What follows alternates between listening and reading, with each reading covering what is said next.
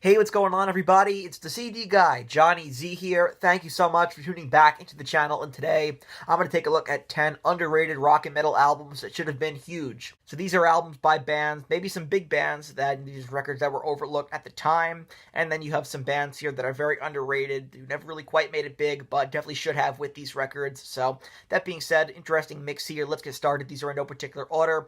Going to start things off with Wicked Sensation by Lynch Mob. One of those albums that really had everything going on for it. Get killer riffs on here, huge hooks, but it just got caught in the wrong era. It dropped about a year before grunge took over, and bands with flashy guitar solos and big choruses suddenly weren't cool anymore. So I think just total bad timing, for Lynch Mob and for Wicked Sensation, their debut record. But what a great album. It's packed with groove, attitude, and some seriously slick guitar work by George Lynch on his first record since departing from Dokken, and his playing is on fire throughout. It's creative, it's stylish, and totally locked in with Oni Logan's powerful vocals here.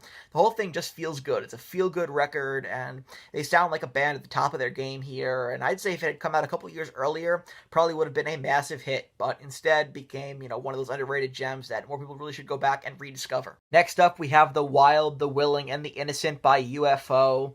This album showcased UFO evolving with the times here, blending their hard rock roots with a more melodic, arena-ready sound, and I think the Paul Chapman era of UFO is wickedly underrated. Phil Mogg's vocals were as emotive as ever, and the songwriting is mature and layered here, and despite its quality, this album just got lost in the early 80s rock shuffle, especially as, new wave and early metal acts started taking over the spotlight, and so obviously losing Michael Schenker was a big loss for the band, but I do like the Paul Chapman stuff. I do think they did lose a little bit of wind in their steam at this point, but with better promotion or alignment with emerging rock trends, this definitely could have been a massive turning point for the band's longevity in the long run here, with some great standout tracks. Chain Chains is, a great opener. Long Gone, the title track, It's Killing Me, I always thought had, big commercial appeal to it.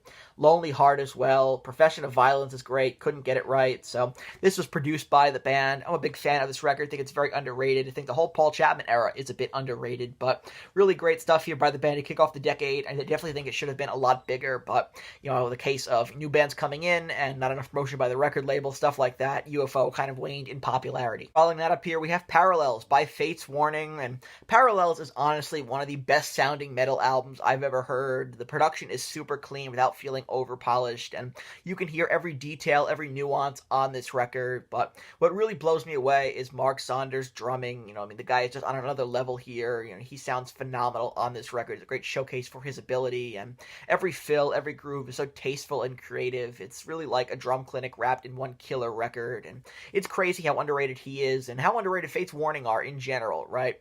This is probably Fates Warning's most, commercial record in terms of the sound, but the songwriting is anything but typical.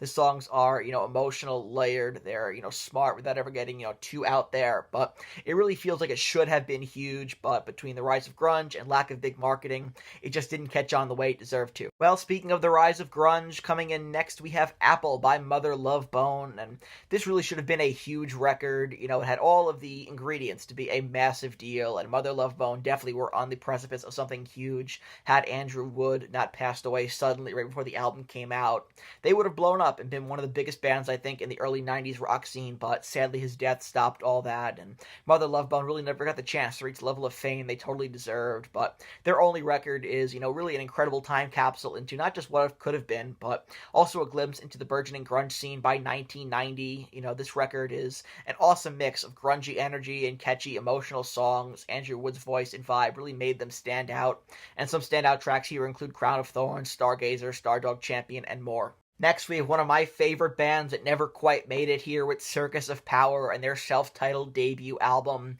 from 1988. It really should have been a much bigger deal. It had all the right ingredients. Gritty, bluesy, hard rock with, kind of a biker attitude as well, and a swagger that felt totally authentic to them, right? And at a time when, glam metal was dominating MTV, they brought something raw and real to the table, more in line with what AC/DC and GNR were doing, but a bit grimier as well. And, songs like Call of the Wild and Motor that had serious hooks and attitude to it, and Alex Mitchell's raspy vocals gave the band, a real dirty charm that set them apart and made them unique, but they just kind of got lost in the shuffle, maybe because they didn't fit neatly into the polished hair metal scene or the emerging grunge wave that would follow, but in hindsight, their debut holds up incredibly well and deserved way more love than it got. Personally, I'm not a fan of what the band did after that, but their debut should have been a much bigger deal. I think it's fantastic and the best work they ever did. How about Dream Evil by Dio? This is the fourth Dio studio album here as a solo artist, and it really marked a pivotal moment for the band as well, right? Marking the first solo album by Dio without guitarist Vivian Campbell, who had been so integral to Dio's early sound before departing in 1986, and his replacement was Craig Goldie, of course formerly of Rough Cut, who did a great job on this record, brought a more polished and melodic approach to the guitar work, while Claude Schnell added atmospheric depth on keyboards. I love his work on If All the Fools Sailed Away.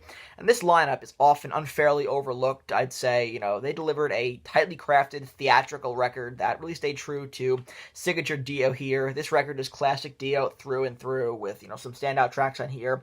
Night People, Dream Evil, Sunset Superman, All the Fools Sailed Away, Naked in the Rain. I Could Have Been a Dreamer has a monster riff to it. When a Woman Cries, great album closer there. And unfortunately, this album marked the beginning of Dio's commercial decline, as the album struggled to gain the same traction as its predecessors, possibly due to, shifting musical trends in the late 80s, internal lineup instability, and the absence of Vivian Campbell's familiar presence. But in hindsight, Dream Evil stands as a really underrated gem in the Dio catalog, and one that I think has aged exceptionally well. Next up, let's talk Self-Titled by Badlands. With former Ozzy Osbourne guitarist Jake E. Lee and powerhouse vocalist Ray Gillen, Badlands' debut record was a masterclass in, bluesy, hard rock and metal, and it really stood out at a time when glam was on its way out and grunge was yet to arrive, offering a more authentic, roots-driven sound here. But despite strong reviews and the undeniable talent of the lineup involved here, they were underpromoted and never fully broke through. If timing and label support had aligned, Badlands could have led a revival of traditional hard rock with standouts like Highwire, Seasons, Winter's Call, Streets Cry Freedom, and more. This album had come out 10 years earlier, maybe a little less than that. It should have been a much bigger deal, but like I said, multiple factors around the time it was released led to this album not being as big as it should have, but very underrated stuff here. Great lineup as well, and some fantastic underrated tracks. Rest in peace, John Sykes. Next up here, we have Blue Murder, their self-titled album here, the true follow-up to Whitesnake 87, led of course by John Sykes, formerly of Whitesnake and Thin Lizzy. And this album had all the ingredients for success, right? Virtuoso musicianship, melodic hooks, and thunderous production on here. Really, exciting, vibrant record here. Just like what John Sykes did with Whitesnake 87 and, made Whitesnake's, guitar work really entertaining. He does that here on Blue Murder's self-titled record with songs like Valley of Kings and Jelly Roll, which had everything, that fans of late 80s hard rock were looking for. And yet, due to poor marketing, you had some label issues here as well. The album didn't get the exposure it needed, but I'd say had this been pushed like Whitesnake's 1987 album, it could have made Blue Murder into a household name. Number 2, Creatures of the Night by Kiss from 1982.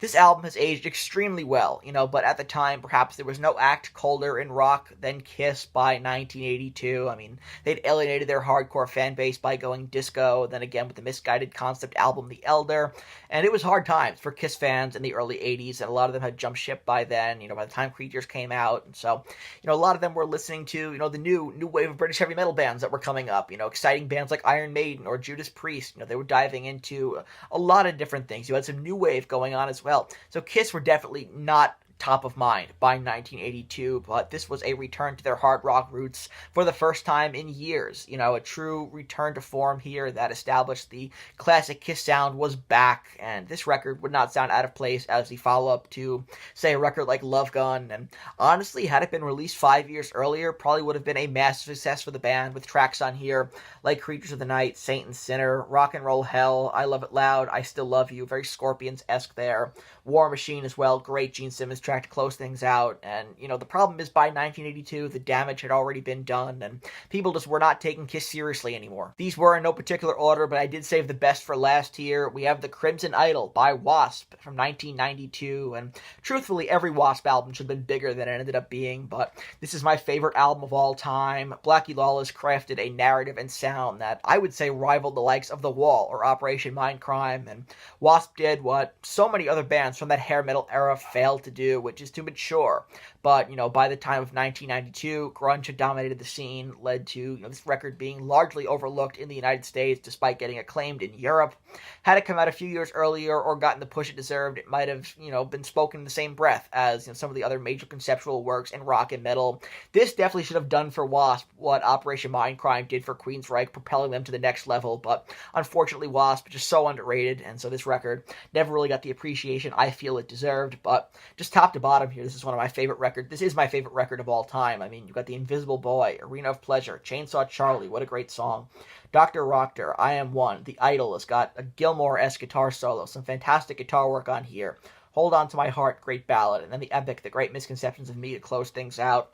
Produced by Blackie Lawless, the lineup here was great, working with Frankie Banali, as well as Bob Kulick, so some great stuff on here, a great lineup, some, you know, really talented personnel on this record that really made this album out of nothing, because W.A.S.P. didn't have much of a lineup by 1992, you just kind of had Blackie Lawless, and he pieced together the greatest album of all time, in my opinion, and one that should have been super big, you know, should have been a much bigger deal, but unfortunately in the United States was overlooked completely, and that's just a shame. So that wraps up this list here, taking a look at 10 rock and metal albums that should have been a much bigger deal. You guys can see my list right over here. If you enjoyed this video, please give it a thumbs up, subscribe to the channel down below, turn on the bell for notifications so you don't miss a new upload, and let me know down in the comment section below what are some other underrated rock and metal albums you feel should have been a massive deal. I want to hear from you. And until next time, it's the CD guy, Johnny Z, signing off. Take care, everybody.